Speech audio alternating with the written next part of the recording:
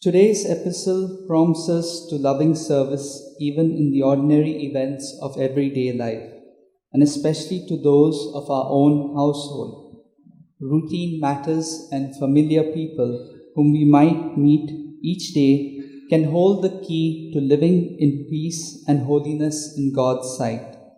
Hebrews puts it plainly: God will not forget your work and the love you have shown Him by your service, past and present. Our God notices each action and each thought, so that in His sight even the hairs on our head are numbered. The author offers another encouraging piece of imagery derived from the ceremonial veil separating of the Holy of Holies in the Jerusalem temple. Jesus has entered the inner shrine behind the curtain. He is our forerunner, who has opened up for us the way to God. Jesus has already reached the goal and is at home within the Holy of Holies. If we continue faithfully, we too will pass beyond the veil into paradise.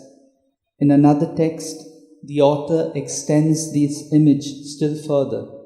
By His death, Jesus has rent open the separating veil so that all have access into the Holy of Holies.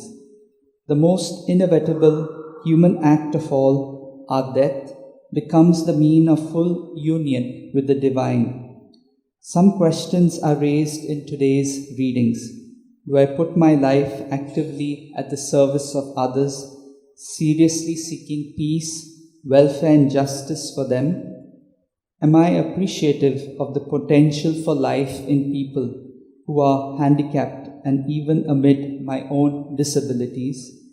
Am I minister of life, delighting in all its expressions, dedicated to its preservation and handing on, that I learn to serve others as Jesus did?